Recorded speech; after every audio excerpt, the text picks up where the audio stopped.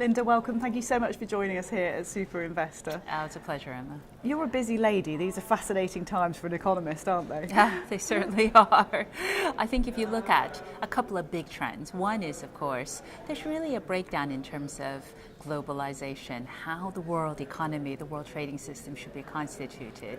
I think that, plus the fact that you certainly have a shift in global economic power. In other words, the older system of having America and the West be dominant is gradually changing with China and the rise of emerging economies. So I think these two things, and then of course the US-China trade war, Brexit, a few other things thrown in there, make these very interesting times. And we've just had the midterms as well. Will that have an impact? Well, I think the midterms certainly suggest we're going to have maybe a little bit more fireworks in the U.S., given that the Democrats have taken control of the House. So you have a split Congress with Republicans actually increasing their majority in the Senate. So I think what's going to happen is the president is going to find it difficult to push his legislative agenda. So probably that means that President Trump is going to focus on the areas in which he has executive power, and those are trade, immigration, and foreign policy. This is exactly what happened in the last 2 years of the Obama administration, when the executive branch just couldn't really push through much in terms of Congress, so they focused on these other areas. But of course, as we all know, President Trump already focuses on trade, immigration, and foreign policy. So I think we can expect more of that, especially because he's now gearing up to run in 2020. His son, Trump Jr., tweeted on the night of the midterms,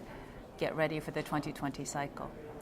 More to come. Yes. And with all of that in mind, how on earth does this industry, the private equity industry, start to navigate the waters ahead? Well, I think it's going to be challenging in terms of short-term volatility, the trade tensions, and I think the United States is slightly more unpredictable now, especially around issues like trade, but also other aspects of foreign policy. So, for instance, what's happening with the Middle East, that will have an impact on oil. But certainly for the private equity industry, and really for a lot of investors, it's about watching the business cycle. So as we see stock markets coming off their highs, we see volatility in oil prices, I think it's going to be quite important to try and work out what the peak of how the global economy is changing, and then the relationship of that to stock. So for instance, it looks like U.S. growth probably peaked in the second quarter of this year at around 4.2% growth on an annualized basis. So that means there's a bit of petering out, and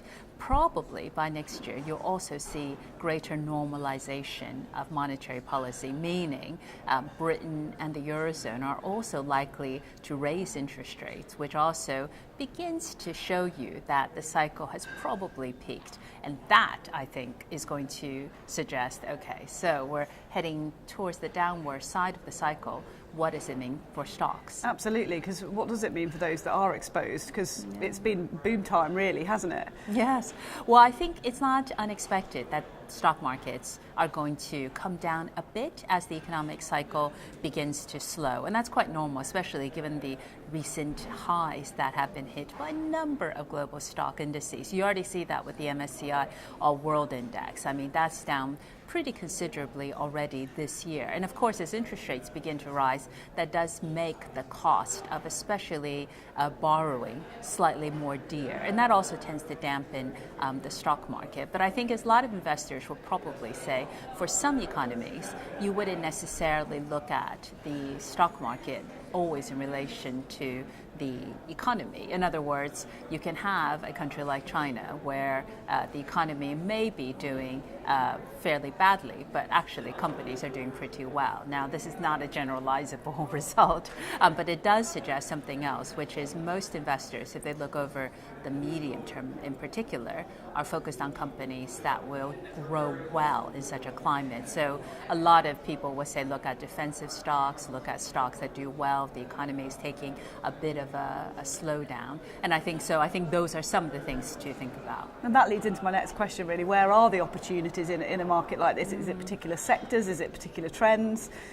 I would certainly see the rise of a global middle class. So this is really the extraordinary growth in emerging economies, particularly out of Asia, which are adding hundreds of millions of people to the middle class. And that offers, I think, new opportunities for companies looking to sell, especially consumer durables, and increasing services to those economies. I think the other big trend, and this is something that lots of people are watching, is digitalization. So when you have the digital era that we're living in, that's going to have a number of effects in terms of sectors that benefit or do better because of it. So automation can shorten supply chains. It can also reduce the amount of traded goods because, for instance, a book no longer needs to be physical. It could actually be electronic. So if you look at that trend, then which are the industries that are best placed to capitalize on it, and which are the industries that will really struggle? So I think those are sort of the kind of the two longer term trends to think about. So the growth of services driven by digitalization, the emergence of a new global middle class, the companies that are able to capitalize on it. And I'm thinking really in the former category, especially more high tech, R&D intensive industries. I think they tend to do pretty well because they're at the cutting edge. But services also, I think, can benefit. We see that a lot with fintech going into underbanked economies. So I think those two major trends are going to be something that will endure beyond the immediate changes in the business cycle. Fascinating insights. Thank you so much for joining us, Linda. Great to talk to you. Thank you very much.